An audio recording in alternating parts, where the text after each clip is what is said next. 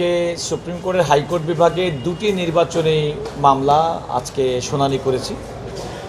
একটি হচ্ছে জনাব আমিনুল হক, যিনি ঢাকা 16 আসন থেকে বিএনপির প্রার্থী হিসেবে প্রতিদ্বন্দ্বিতা করেছিলেন, এবং জনাব আমিনুল হক বাংলাদেশের অত্যন্ত সুপরিচিত একজন ক্রীড়া ব্যক্তিত্ব এবং বাংলাদেশের জাতীয় দলকে নেতৃত্ব দিয়েছেন। বর্তমানে যিনি যুব এবং ক্রীড়া মন্ত্রণালয়ের মাননীয় প্রতিমন্ত্রী হিসেবে দায়িত্ব পালন করছেন।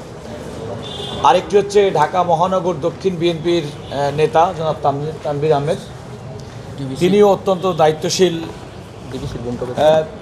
পদে বিএনপিতে আছেন।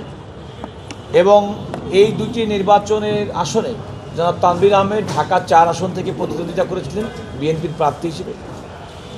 আমরা দেখলাম নির্বাচনের চূড়ান্ত ফলাফলে জনাব আমিনুল হককে 3361 ভোটের ব্যবধানে এবং জনাব তানভীর আহমেদকে 2920 ভোটের ব্যবধানে পরাজিত দেখানো হয়েছে।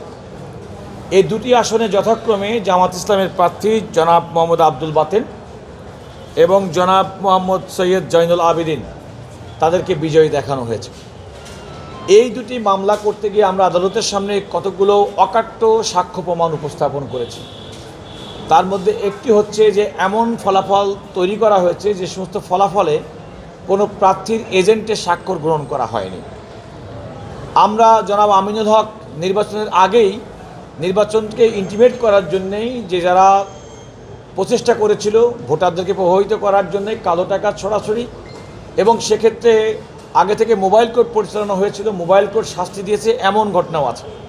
অর্থাৎ জনাব আমিনুল হকের এই আসনে ঢাকা 16 আসনে নির্বাচনের দিনের আগেও নির্বাচনে নানা রকম করাপ্ট প্র্যাকটিস, অন্যায়, ভোটারদেরকে ভয়ভীতি প্রদর্শন করা, বিএনপির প্রতি এজেন্টদের ভয়ভীতি প্রদর্শন করা এবং ভোটারদেরকে ভোট কেন্দ্রে যেতে বাধা দেওয়ার সুনির্দিষ্ট অভিযোগ আমরা আমাদের এই পিটিশনে আদালতের সামনে উপস্থাপন করেছি। একইভাবে জনাব তানভীর আহমেদের এই সিটে আমরা দেখিয়েছি সেখানে অধিকাংশ জায়গায় ভোটার তালিকা এবং ফলাফল যে প্রকাশ করা হয়েছে বিভিন্ন কেন্দ্রে, সেখানে কোনো প্রার্থীর এজেন্টের কোনো স্বাক্ষর নেই, আবার অনেক জায়গায় অসম্পূর্ণ স্বাক্ষর।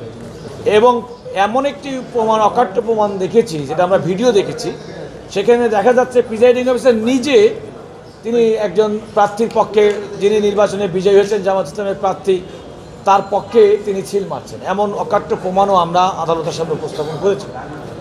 আদালত আমাদের বক্তব্য শুনেছেন, আদালত আমাদের বক্তব্যের প্রাথমিক সারবত্তা পেয়েছেন, এবং এই যে ইলেকশন পিটিশন দুটো আমরা দায়ের করেছি, একটা হচ্ছে জনাব আমিনুল হক বিএনপি ঢাকা মহানগর উত্তরের যিনি সভাপতির দায়িত্ব পালন করছেন, আরেকটি হচ্ছে ঢাকা মহানগর দক্ষিণের তানভীর আহমেদ, যিনি ঢাকা 4 আসন থেকে নির্বাচনে প্রতিদ্বন্দ্বিতা করেছেন এবং মহানগর বিএনপির দায়িত্বশীল নেতা।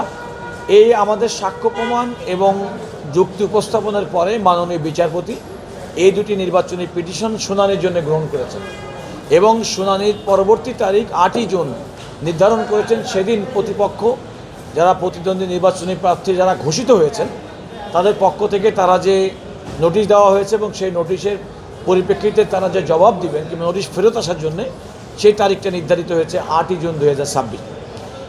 আদালত আরেকটি অন্তর্বর্তীকালীন আদেশ দিয়েছেন, সেটি হচ্ছে প্রধান নির্বাচন কমিশনার এবং কমিশনকে নির্দেশ দিয়েছেন এই দুটি নির্বাচনী এলাকার প্রত্যেকটা ভোটের মেটেরিয়াল, অর্থাৎ ব্যালট বাক্স, মুড়ি থেকে শুরু করে বাক্স যা ছিল সব কিছু সুরক্ষিত রাখার জন্য নির্দেশনা প্রদান করেছেন।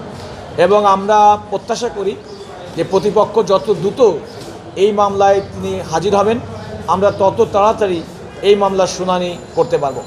আমরা এই দুটি মামলা থেকে সুস্পষ্ট ভাষায় বলতে পারি যে আপনারা আমাদের পিটিশন দেখলে দেখবেন যে আমরা অনেক তথ্য প্রমাণ, সাক্ষ্য প্রমাণ এখানে সংযুক্ত করেছি, এবং সেই সমস্ত অকাট্য যুক্তি এবং সাক্ষ্য প্রমাণের ভিত্তিতে আমরা সুনিশ্চিতভাবে বিশ্বাস করতে চাই যে এই দুটি নির্বাচনে করাপ্ট প্র্যাকটিসের মাধ্যমে, কারচুপির মাধ্যমে, ভোটারদেরকে ভয়ভীতি করার মাধ্যমে, অন্যায় প্র্যাকটিসের মাধ্যমে, এমনকি প্রত্যেকটা কেন্দ্রের ভোটার যে কেন্দ্রের যে এজেন্টের স্বাক্ষরবিহীন ফলাফল প্রকাশের মাধ্যমে নির্বাচনী ব্যাপক অনিয়ম করা হয়েছে।